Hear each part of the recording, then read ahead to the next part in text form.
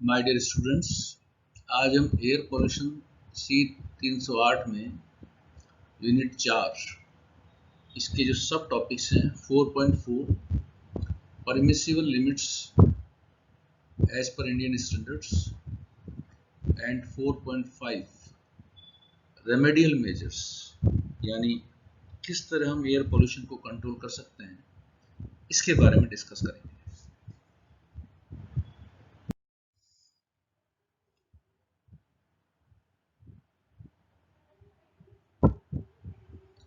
अब ये नेक्स्ट है, इसमें आपका जो स्टार्ट है actions to reduce air pollution. Air pollution को हम कैसे कम करें? तो फर्स्ट है कंजर्व एनर्जी। जितनी एनर्जी को हम बचाएंगे नेचुरली उतना ही पोल्यूशन कम होगा। कोई भी चीज हम बाजार से खरीदे तो एनर्जी स्टार देखें, एनर्जी स्टार से हमें पता पड़ जाता है एनर्जी कंजम्पशन किसमें कम है। यदि ट्रांसपोर्टेशन में हम पूलिंग करें, बाइक पर हम कोशिश करें एक ही रास्ते पे जा रहे 2 जने बैठ जाएं, कार में एक ही जने रास्ते पे जा रहे 4 जने बैठ जाएं, it will save energy and fuel. Follow gasoline refilling instructions, जो भी इंस्ट्रक्शन है उसको फॉलो करें। पोर्टेबल गैसोलीन कंटेनर्स को परचेज करने की सोचें। हमारे पास जो भी गाड़ियां हैं, हमारे पास कार वगैरह जो भी, इनको इंजन को प्रॉपर्ली ट्यून करें। प्रॉपर ट्यूनिंग करने से एयर पोल्यूशन कम होगा। आपके जो टायर्स वगैरह हैं गाड़ी के,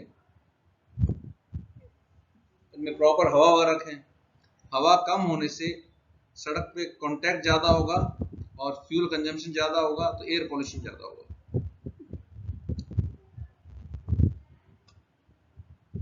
environmentally safe paint cleaning products को काम मिले हैं जो कि एनवायरमेंट को पॉल्यूट नहीं करते।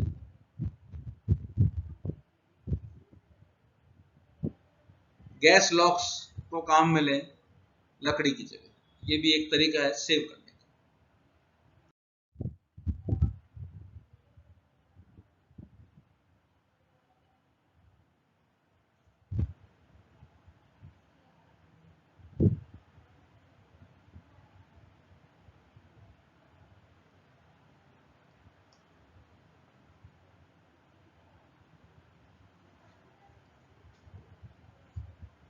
शेयर करें राइड को। हमारी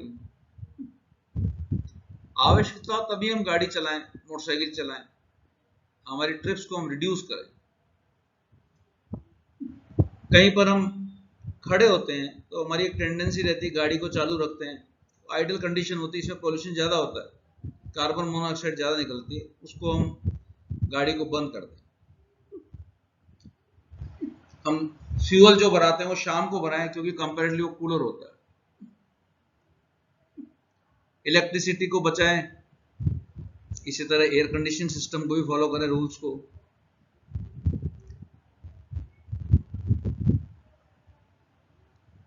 गार्डनिंग करते समय हम उन मशीन्स को काम में कम लें जो किसी प्रकार के फ्यूल से चलती है, क्योंकि उस तरीके से भी हम एयर पोल्यूशन को कम कर सकते हैं।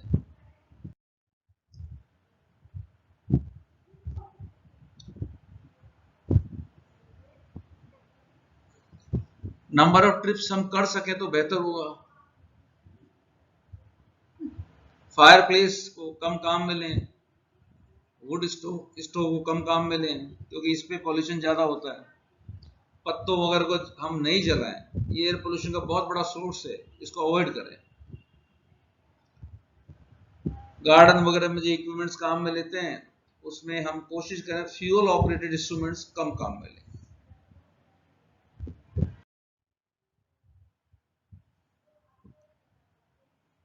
ये कुछ एजेंसीज हैं जो कि air pollution control board air pollution को मॉनिटरिंग करती है, इनके नॉर्म्स बनाती है और गाइडलाइंस बनाती है।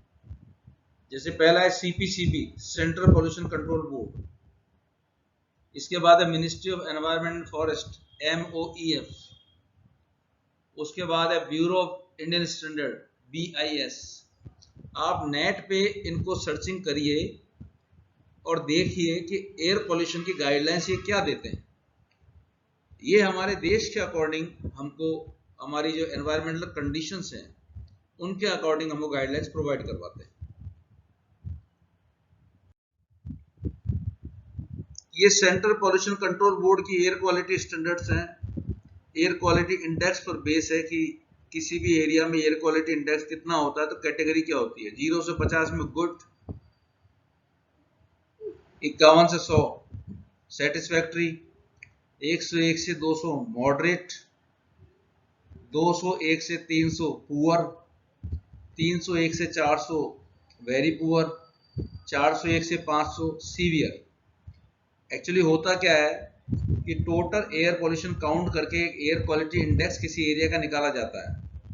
एक ये जनरलाइज चीज है कि उस एरिया में एयर पोल्यूशन किस लेवल का है, ये पता करने के लिए एयर क्वालिटी इंडेक्स निकाला जाता है। ये कुछ पॉल्यूटेंट्स हैं जो एयर पोल्यूशन के सोर्स हैं, उनकी कंसंट्रेशन दे रखी है कि कहां तक सेफ है। आप देखिए हर पॉल्यूटेंट के आगे लिखा हुआ एनुअल। एनुअल की लिमिट क्या है, इंडस्ट्रियल में, रेजिडेंशियल में, रूरल एरियाज में और इकोलॉजिकली सेंसिटिव एरियाज में। एक तो एनुअल की कंडीशन दे रखी है, कितनी लिमिट है इसकी, माइक्रोग्राम पर मीटर क्यूब यूनिट भी लिखी हुई है आगे, और 24 घंटे में इसकी लिमिट क्या है। तो आप ये सारे फिगर्स जो मेन सोर्सेज हैं एयर पोल्यूशन की, उसकी जो लिमिट्स दे रखी है, ये आपको याद भी करना है।